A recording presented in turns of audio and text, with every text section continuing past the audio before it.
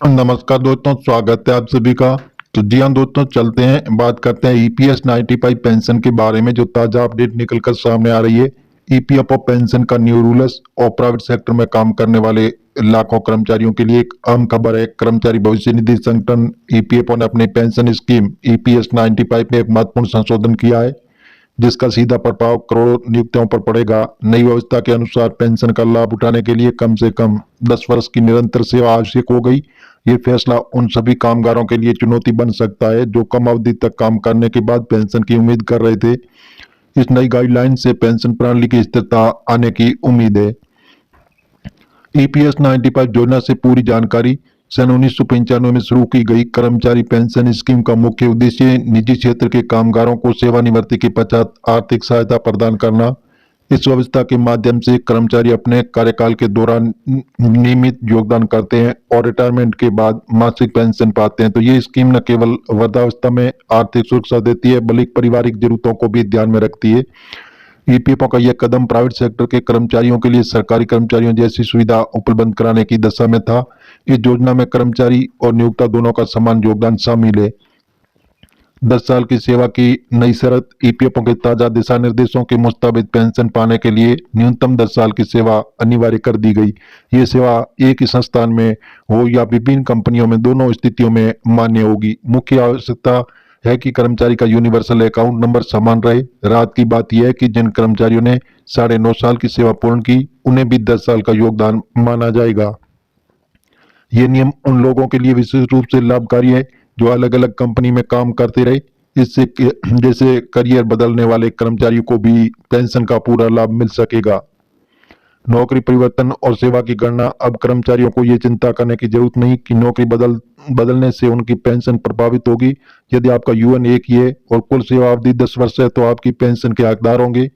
EPFO सभी कंपनियों में की गई सेवा को मिलाकर कुल गणना करता है और ये व्यवस्था उन कर्मचारियों के लिए बेहद फायदेमंद है जो बेहतर अवसरों की तलाश में नौकरी बदलते रहते हैं। इससे कैरियर जैसे मोबिलिटी में कोई रुकावट नहीं आएगी और पेंशन का लाभ भी मिलता रहेगा। बस शर्त यह है कि यूएन लीकेज सही तरीके से बना रहे। वेतन से कटौती की प्रक्रिया। 8 महीने कर्मचारी के वेतन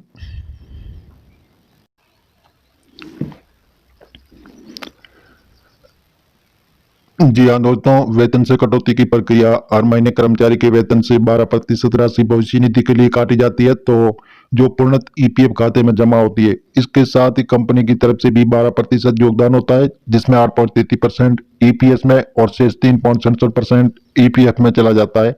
ये जैसे द्विआयामी योजना न सिर्फ पेंशन सुनिश्चित करती बल्कि बचत का भी काम करती। मूल वेतन और महंगाई भत्ते के आधार पर यह कैलकुलेशन की जाती है। इस तरह कर्मचारी का भविष्य दोनों तरफ से सुरक्षित रहता है।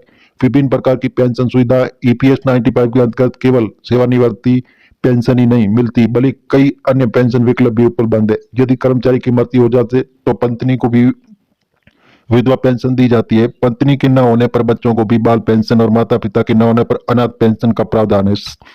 जैसे शारीरिक अक्षमता की स्थिति में विकलांगता पेंशन भी मिलती है, भले ही सेवा अवधि पूरी न हुई हो। ये व्यापक सामाजिक सुरक्षा व्यवस्था परिवार के हर सदस्य को कवर करती है।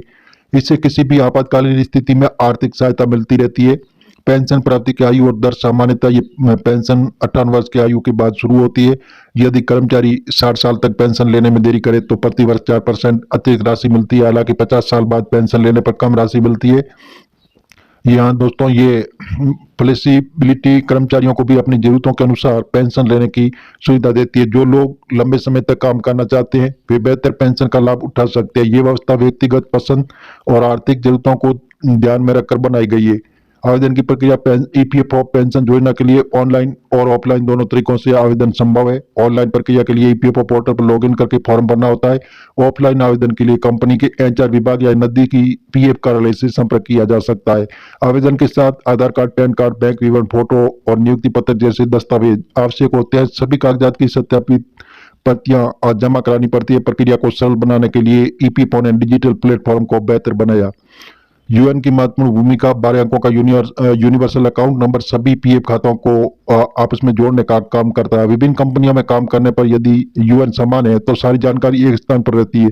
यह नंबर पेंशन पात्रता निर्धारण में महत्वपूर्ण भूमिका निभाता है। कर्मचारियों को चाहिए कि वे हमेशा अपना यूएन सक्रिय रखें और नई नौकरी इसे अपडेट कराएं, और इसमें भविष्य में किसी प्रकार की समस्या नहीं आएगी। यूएन के माध्यम से ऑनलाइन सारी सेवाओं का लाभ उठाया जा सकता है।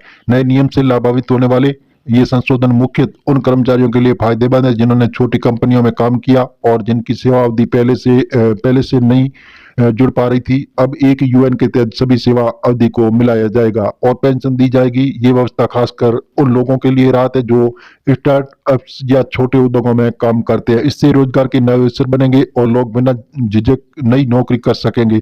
पेंशन की सुरक्षा मिलने से करियर की गतिशीलता बढ़ेगी। भविष्य की योजना और तैयारी, इस योजना का लाभ उठाने के लिए अभी से तैयारी शुरू करनी चाहिए। सबसे पहले अपना यूएन सक्रिय अपडेट कराएं। नौकरी बदलने पर नया पीएफ खाता यूएन से जोड़ना न भूलें। ईपीएफओ पोर्टल पर नियमित रूप से अपनी सेवा हिस्ट्री, योगदान चेक करते रहे। सभी कागजात सुरक्षित रखें, समय पर आवेदन करें। इससे रिटायरमेंट के बाद आर्थिक परेशानी नहीं होगी। प्लानिंग और जागरूकता के साथ इस योजना का पूरा फायदा उठाया जा सकता है। प्लेटफॉर्म से ली गई हम इस बात की गारंटी नहीं देते हैं कि ये समाचार 100% सत्य है। कृपया सोच समझ कर और सत्यापित करें। कोई प्रक्रिया अपनाएं तो ये जानकारी मीडिया आधारित है। आप सरकार की ऑफिशियल वेबसाइट पर जाकर आप इसकी जानकारी ले सकते हैं। तो जी हाँ दोस्तों, चैनल को सब्सक्राइब कर लें और बेल आइकन को दबा दें ताकि नई अपडेट सबसे पहले आपको मिलती रहेगी।